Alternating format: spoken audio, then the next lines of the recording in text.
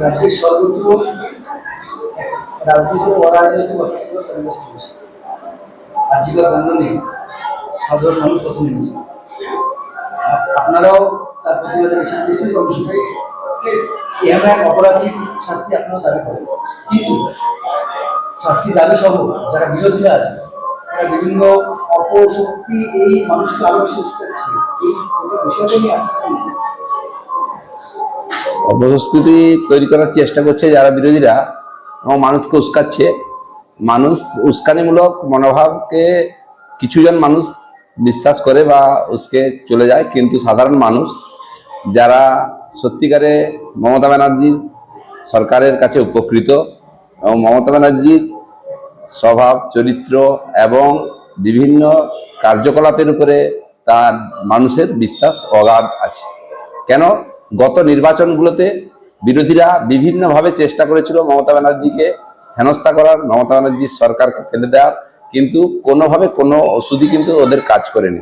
তাই মানুষ কিছুটা বিব্রত হচ্ছে ঠিকই, কিন্তু পরবর্তীকালে কিছুদিনের মধ্যে সেই জিনিস ধামাচাপা পড়ে যাবে এবং আমরা সুন্দরভাবে আবার সরকারকে চালাতে সাহায্য করবো এবং চালিয়ে নিয়ে যাব, এটা আমার দৃঢ় বিশ্বাস।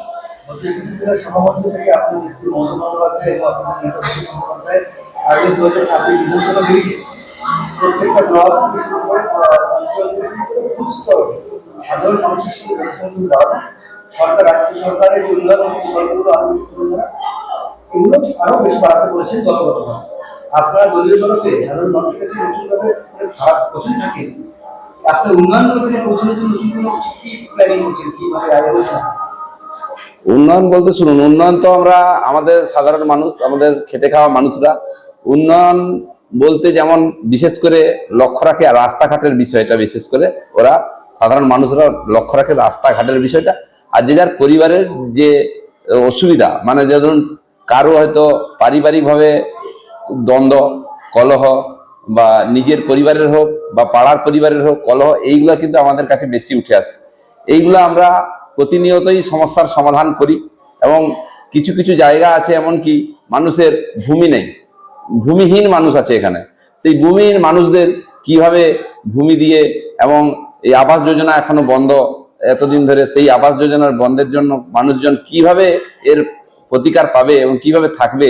কারো কারো খড়ের চাল পচে গেছে এবং উপরে মাথার উপরে ছাদ নাই, সেরকম অবস্থায় আমরা অঞ্চল থেকে, আমরা পঞ্চায়েত থেকে একটা ত্রিপল দিয়ে একটা বিভিন্নভাবে সাহায্য করে কিন্তু আমরা মানুষের সঙ্গে থাকার চেষ্টা করি সব সময়ের জন্য।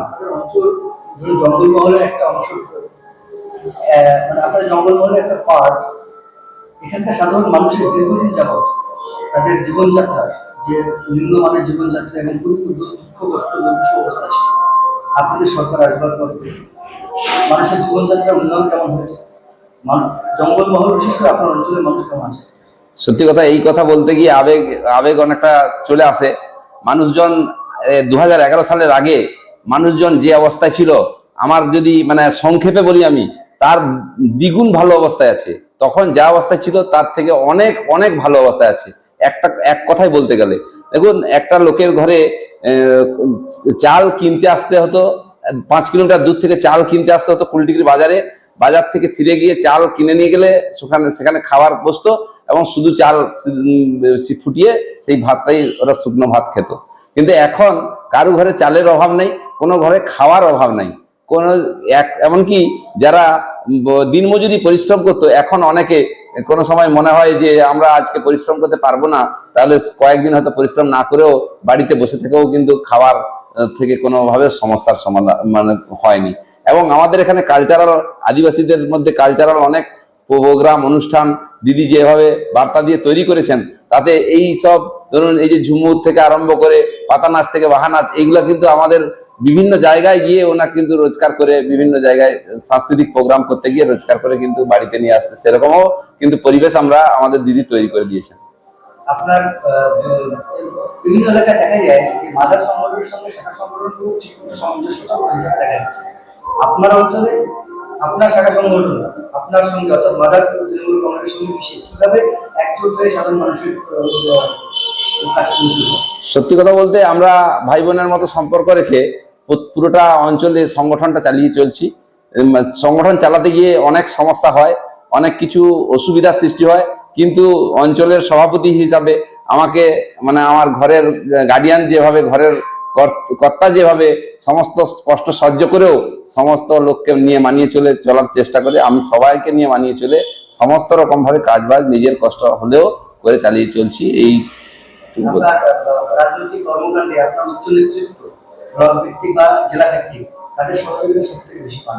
আমি ব্লক ভিত্তিক সহযোগিতা সব সময়ের জন্য পাই, মানে রাত 12টায়ও পাই, রাত 1টায়ও পাই, এবং দিনে সব সময় যে কোনো সময় ফোন করলে ব্লক ভিত্তিক সহযোগিতাটা আমরা কিন্তু সব সময়ের জন্য পাই।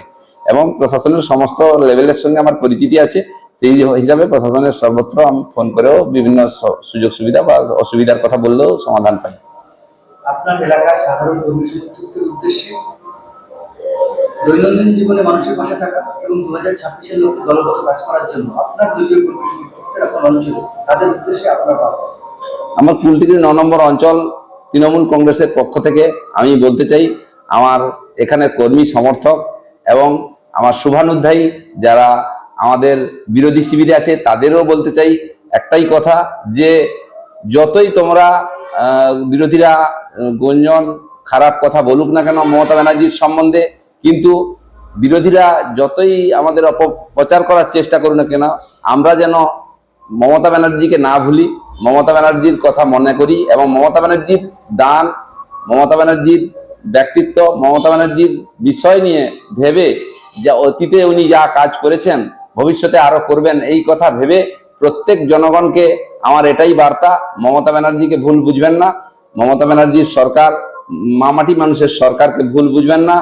কিছু ভুল ভ্রান্তি হয়তো বিভিন্ন কারণে সরকার চালাতে গিয়ে হয়, আপনাদের বাড়িতেও সেসব ভুল ভ্রান্তি হয়, কিন্তু সেই ভুল ভ্রান্তিগুলো যেগুলো হয়েছে সেগুলো কিন্তু দিদি সবসময় শুধরে নিয়ে আবার নতুন করে চলে কিন্তু দলকে প্রতিষ্ঠিত করার চেষ্টা এবং সরকারকে নিয়ে চলার চেষ্টা করছেন। অতএব কেউ ভুল না বুঝে সব দিদির সঙ্গে থাকুন, তৃণমূল কংগ্রেসের সঙ্গে থাকুন, মামাটি মানুষের সরকারের সঙ্গে থাকুন, এই বার্তাটুকু দিতে চাই।